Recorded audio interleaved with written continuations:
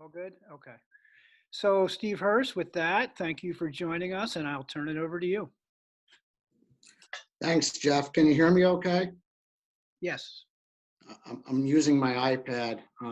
My computer is 12 years old, so I don't have a fancy camera or microphone on it. So I use my iPad for this. Thanks for the introduction, Jeff, and thanks for giving me the opportunity to speak to your group today. For those of you who have been down the trout stream management plan road before, I apologize because a lot of this will be rehashed for you, but I think it's good to take it from the top. And as I said to Jeff, I much prefer to have dialogue with folks than I do to just give a presentation and talk at folks. So that being said, a quick review of the plan. So let's start with the what, whys, and hows. Okay, so what is the plan? The plan is for trout stream management, inland trout stream management in New York.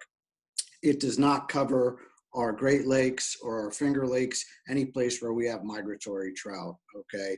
Does not cover our sections on Long Island in the tidal waters, okay? This is purely inland waters, all right? So probably asking why did you do a trout stream plan? Why did you develop one? Well, we've never really had one. We had guidance that was called catch rate oriented trout stocking. And while the name doesn't mean much, just from a literal sense, it does imply quite a bit. Catch rate oriented trout stocking. What that was saying was our management philosophy back then was totally based on catch rate. And it also meant that there was no difference between a wild trout and a stock trout from an angler's perspective. So why did we change the plan? Well, anglers and angling has changed quite a bit over 30 years. That was 30 years ago when I first started with the department. That came out, that guidance, okay? There's been new science, okay? And as resource managers, it's really key that we stay up on the science and apply that science for best management as possible. And lastly, I'm really first and foremost about good government, and reevaluating where you've been and setting a path going forward is just good government. So how did we go about this? Well, 30 years ago, how we went about it was we just based it on the science. And there was not a lot after that. This time we took a different tact, and we tried to be as transparent and open as possible. It's tough. Thank God we were able to do most of this before COVID hit, but we started out with 16 meetings across the state where we gathered input from the angling public on their desires and their perspectives on fisheries. After that, we took all that information, and the managers, all of our fisheries managers throughout the state, and I met every month for almost a year and a half to bang out a draft plan. After that, we assembled a focus group of anglers from across the state to take a look at what we were putting together, give us some guidance, made some suggestions, and they helped steer the plan also. We then drafted a plan, and a very rough draft, and went out, had 10 more meetings with the public to tell them where we thought we were going to go. Got feedback from them, drafted the plan. We put the plan out earlier this year for public comment for a period of 30 days.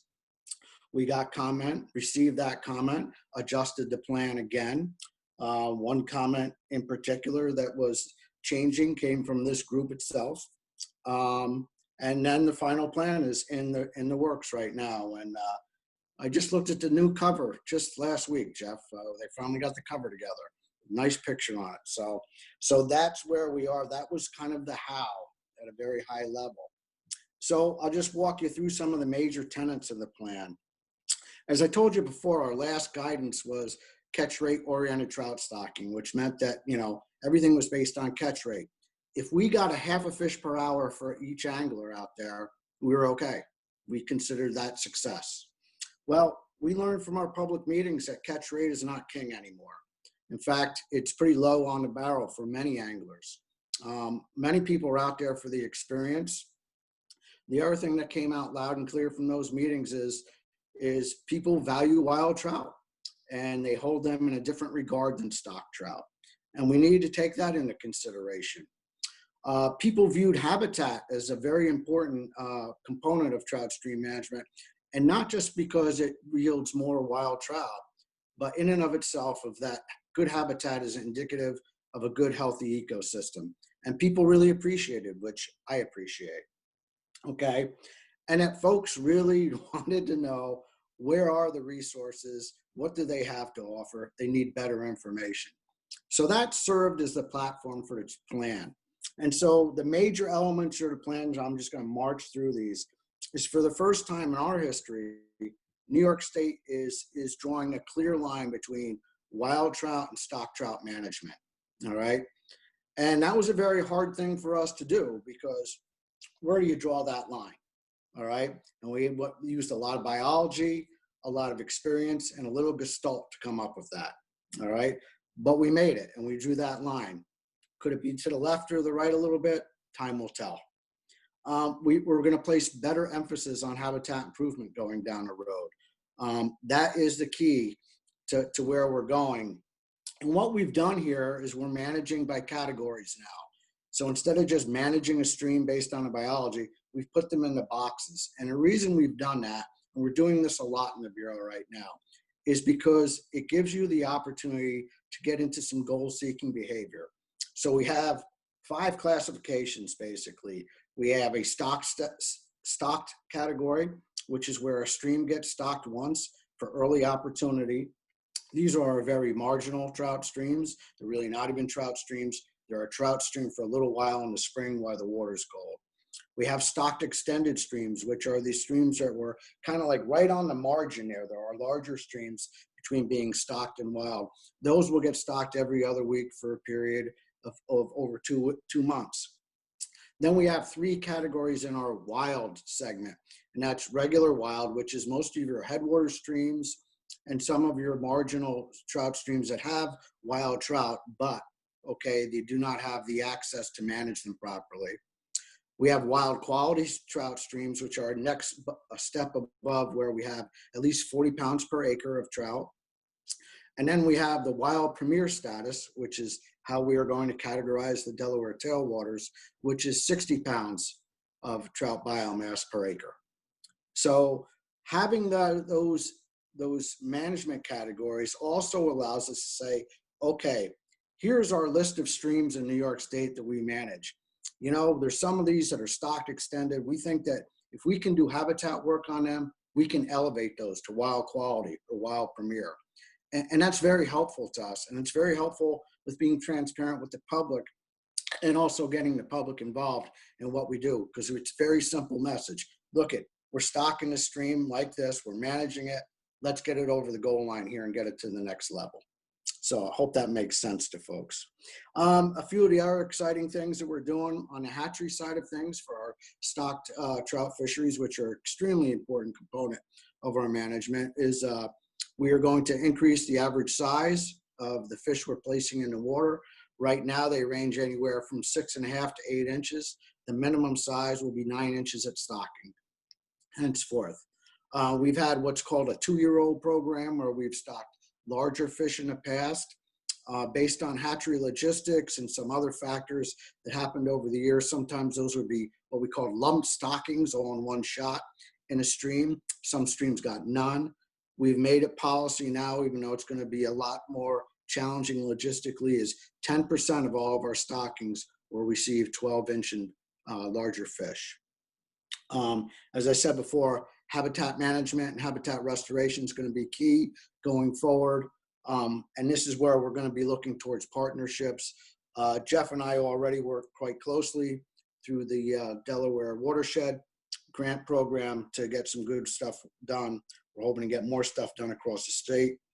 And we're even shifting the genetics in our hatchery trout to try and put in some more feral genes.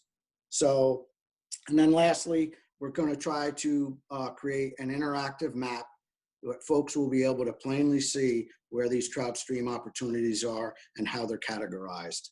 So, and on top of that, I think we've simplified things, which is pretty important. It's one thing where the Bureau is trying to go, is we should not overcomplicate things where we don't have to. So, Jeff, does that give you a good enough overview on? I don't want to take up too much time because I'd rather have a discussion. So, I think so. Maybe just a minute or two on kind of where we're at right now in terms of the Upper Delaware River classification. And then do you have any more information on a timeline moving forward for adoption of the plan? Sure. So the Delaware tailwaters will be classified from down to Lordville as wild premier. Okay, and that's our highest, for lack of better words, highest level of classification for wild trout streams. There's only 16 in the entire state. And I won't mince any words, the tailwaters are the gold star. You know, that's the highest bar out there.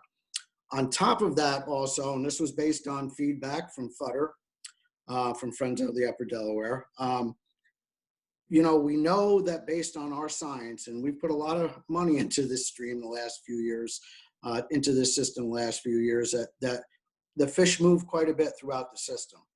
That being said, we know that fish move down below Lordsville, all right, during the spring. So although that's not premier trout habitat, as far from a thermal perspective, we need to protect those fish. So while we can't classify that because we'd be breaking our criteria, we can't classify that as wild premier. We are going to afford it the same regulatory protections that the wild premier gets. So from Lordville down to Calhoun will be the same, you know, one fish limit that we have for the upper portion that's categorized as premier. So that's where we're at with you know, with the classification of the tailwater system. As far as the plan in general goes, as I said, it's going through our graphic design people right now and our editors, and they're putting the final touches on things.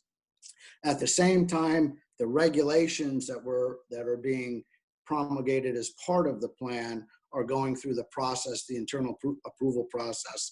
I'm very hopeful that within the next 2 weeks, that will be done. As soon as they're done, the regulations will go out for public comment, all right? And at the same time, the final plan will be released. So I'm hoping a couple weeks, but you never know what's gonna come up, especially these days with the pandemic and everything else. It's very tough, it's challenging, so. And the goal, Steve, is to get these formally adopted, cross the finish line for the 2021 fishing season. Is that correct? Yes, thank you, Jeff. Yes, you're exactly right. We want to have all our ducks in a row, so we have new regulations that will become active April 1, 2021. Right. Grant, do we have anybody raising their hand and wanted to ask a question? Yeah, Dan, did you want to ask your own? I can read it off too, but if you want to ask it yourself, you can. Go ahead and unmute Dan. Oh, yeah. God, I have to unmute. Hi, does that work? Hi, Steve. Hi, Dan, how are you? Good. Yeah, I'm not even sure I'm really clear on this after all of our conversations, but first I just want to thank you, and of course I know you always give credit, and it's very due to your amazing team at DEC, you know, for working on all this, not only the trout management plan, but the 3-year investigative plan that you and Pennsylvania Fish and Boat Commission will be wrapping up this year too. But can you elaborate on how the plan, in your mind, is going to include restoration efforts on our, more specifically, say, in our home waters here in Region 4? What it might look like? That's a good question, Dan. And so to get into that, you know, when we looked at the plan, because we wanted a plan, number one, the plan is for us. That's our roadmap going forward. So when I, you know, walk into the sunset here a week from now or a month from now or a year from now, you know, there's a roadmap for staff to follow. But secondly, because we're trying to be as open and transparent as possible, we wanted it to be understandable to the public, because not only we're accountable to the public, that's who we work for, but we also want the public to help us, right? Well, when we really started getting into the weeds with a lot of the habitat stuff, the plan was gonna, it's already, the plan is too long in my book. We are gonna end up with a 100-page plan.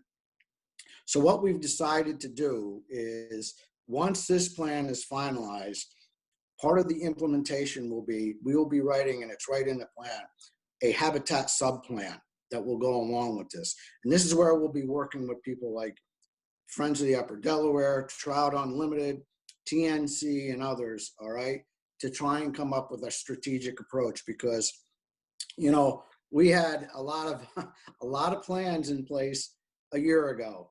Those plans have, let's just say, they've changed dramatically given what we've been through the last year with the pandemic and the fiscal crisis that's been associated with it. So to answer your question, no, there's no specifics in the plan. That's something that will be developed, all right? And that's part of what's going on too with the implementation. We started a little bit of this year, Dan. Gotta remember, a lot of these streams we have not visited in 30 years, all right? We took the advantage this year of COVID and we said, let's go out. We can only do a few things. Let's go out and start looking at some of those that, you know what? We got question marks on a lot of them. And that'll be this will be totally dynamic as we go along. And so we have to go through and look at a lot of these regions and say, hey, is this one of these ones that we can, quote unquote, push over the edge? And I know you guys are probably sick of hearing about that, but that's why I love the categories. Come on, there's a goal there. It's a visible goal, all right? And we're gonna have a report card with this plan. Once we get the habitat plan done, we'll have a report card. We'll set out a roadmap, and it's not gonna be just us doing the work. It's not. And Larry Charette and the State Council at TU are totally bought into this. They're excited about it. And, you know, we already kind of started going down that road with giving them some resources for material and such. It's a shame that we can't do it on more of a watershed approach, but that's where the partners can help, because we can't work on private lands. We just can't, all right? They can help there though. So does that answer your question? Yeah, that's great. Thanks. I'm looking forward to that. It's, you know, we see so many partnerships with between NGOs, and it's great to be able to pull in a state agency as a real working partner as well too. And I just see a lot of opportunities for it. I understand the not being able to go on the private lands part, but I think there's probably going to be a lot of opportunities to work with you guys going forward on some of these restoration projects. Like I know, you know, the other thing that's important, Dan, that we want to explore as a bureau, and we've never gone down this road and we don't know what the possibilities are, but, you know, we have a long history of buying public fishing rights, and those have been great. They really have. But I think we need to take the next step and start looking at buying conservation easements, because on top of the fishing rights, we need to be able to go in there and have enough ownership of that stream to manipulate it in a way that those are tangible and long-lasting benefits. So I think we need to start looking at some conservation easements. I don't know how we're going to do it. I don't even know if it's possible, but I think that's the next step. And that's key towards habitat management. It really is. Yeah. Well, TNC is really good at that. You can talk to those guys. That's why I mentioned TNC. Great. Thanks, Steve. You're welcome, Dan. And Jeff, do we have time for another question? We do. Okay. Lee Hartman has a question. If you would like to. Hi, Steve. Hi, Lee. How are you? Not too bad. Has there been any talks with the Pennsylvania Fish and Boat Commission on the border waters of the Delaware, and maybe get together on a plan down below on the border waters? So, I mean, I think that they're pretty happy with where we are right now. We would not have moved forward with where we are going with our proposed regulations without their blessing. They're our sister state. So they are going to hold public meetings on their side. I think they'll be presenting what we have done, and I think they're going to follow suit, but they need to go through the public process. And I believe that process will start this year. And their regulatory process is almost as complicated as ours. They have to go through their commission, of course, and it has to be brought up to their commission first, which I believe that's going to take place in a week or so. And once the commission gives approval to move ahead, then they'll have a public process on that. But we've been all along is we are going to, once the trout stream investigation is done, the joint fisheries investigation is done, we will be writing a management plan for the Delaware tailwaters. That's always been the intent. Okay. So right now, Lee, we are trying, I have asked to have, both Chris Kuhn and I have asked staff to have a draft of the Creel survey data analysis done by the first of the year. And then we expect a draft fisheries management plan for our review. And Chris Kuhn is the chief for those in Pennsylvania, for those who are not aware. I think it's May or June. I don't have the timeline right in front of me, but it's early next summer. Okay. Thank you. No, we didn't sink all that money in there to just put the data in a shoebox. Any So, other questions, Grant? yeah, I have one from Roger Olson.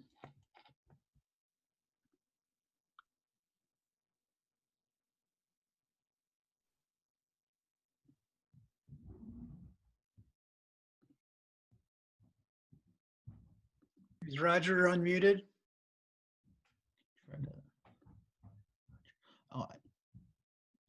I cannot unmute. I'm allowing people to unmute themselves, but I cannot unmute him manually either. I can just read the question if that might be better. Roger says, when will the final plan be delivered? We were told it would be done in mid-September.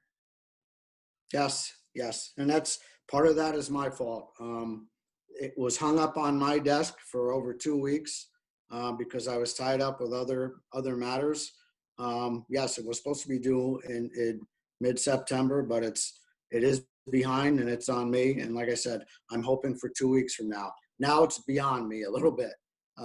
So it is out of the Bureau of Fisheries, but we're hoping another 2 weeks. We will not let the plan out until the regs are out. So it would be too confusing to the public. Grant? There's one more from Peter Kolazar.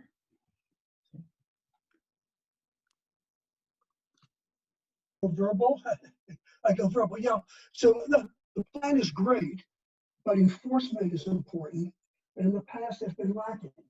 And I know, Steve, I recognize from comments you made earlier that enforcement is not your mandate. But still, I wonder what your thoughts are about enforcement and whether there's been conversations with the people who will be responsible for enforcement. Well, we have when we wrote the plan, when we drafted the plan, Peter, I'm sorry, we did run it by law enforcement because there's no sense in promulgating regulations that make it even more difficult to enforce. They feel that things will be much easier to enforce now in many respects. So while that doesn't put extra boots on the ground, having things that are easier to enforce does help as far as ticketing goes. Now, as you know, and I don't have to tell you, that depends on the local level and the magistrates at the local levels. A lot of things get thrown out right there, or it's a very menial fine. And our ECOs have no control over that either. You guys have control over it because you guys can petition your elected officials and say, these fines are they're archaic. And these fines should be a lot greater. And not just for fishing violations, but for in-stream disturbance violations, So I can't guarantee you, Peter. Yes, we've had those conversations. Those guys are stretched as thin as we are. It's not like it was 30 years ago, unfortunately. So that's the best answer I can give you there, but we have discussed. Grant, any other hands up? I do not have any more. All right, Steve, you only got 3 minutes, but I can't let you off the hook. I got to give you a tougher question. Okay. A lot of people on this call, in this meeting, pay close attention to reservoir management. We had the incident last week that a lot of people are aware of, and I'm sure Paul Rush will be talking more about later on. But I always get the question, how come the fish guys aren't, what's the intersection of the fish guys with the reservoir guys? Particularly at your level up in Albany, and if you could, and any light you could shed on that would be very helpful, because the two things are obviously interrelated in our world down here. Yeah, so I mean, I know it probably doesn't mean much now after what happened Sunday, but I think the intersect between Division of Water and Division of Fish and Wildlife is better now than it's ever been, actually. Um, I'm going to be totally honest and candid, as I always am with you, Jeff. I did not know that this was going to happen on Sunday, and my fisheries manager did not know. I am unsure at this point if Division of Water knew or not. It sounded to me that this was a decision that had to be made pretty quickly. That's all I can tell you. I think, though, and I think you can attest to it, that, we've worked pretty well together. I think Fred Henson and Brennan Terrian have done a really good job, coming up and trying to work together with the flows and the bank, especially. Is it Nirvana? No, it certainly isn't. But that water supply is trying to meet many masters. So I got to say my hat's off to both Fred and Chris and to Brennan. I mean, I think they've done a great job working together, and I'm very happy with the level of cooperation. Sometimes things slip through the cracks. I don't know what happened this time. I'm just being completely honest with you. Okay, well, I appreciate that. And then just in the close, I'll follow up, and then we can close out here. These things have happened in the past, and it causes great consternation and frustration on our end of things. And one thing that, at a fundamental level was there was no consultation with UDR or any conservation groups that we're aware of in the lead up to this. We did also hear that DEC was in some sort of communication about this decision as well, but that's not, I don't have any more detail than that. So all of that is to say, it would be great if we could, kind of graduate to some sort of, I don't know if you want to call it a protocol or formality, but it's just, our folks are on the ground in this river every day, they see these impacts like nobody else does because they're in the river fishing, and, some of them every day. So it's really a blemish when something like this happens and we're not even part of the conversation. So I hope you can help us and others can help us make that better. I will have a conversation with my counterpart in Division of Water, and not making any excuses here. And when you said, yes, Bureau of Fisheries was part of this, we knew that something had to be done earlier in the year. And, I'm sure that Brennan, it was a last minute decision. And, it's been a tough year. I haven't had to tell you that. Water levels have just it's been a terrible drought. So I think all in all, their backs were against the wall. Everyone's back was against the wall here for the most part. And I'm not sure what we could have done differently, actually. But that doesn't mean, like you said, that maybe there were options. Right. Okay. On that, we want to stay on time here. Thank you, Steve, very much. As always, it's a pleasure, and we really appreciate you joining us today. And let's get that trout plan across the finish line. We're here to do whatever we can to help you do that. So. Okay. Thank you, Jeff.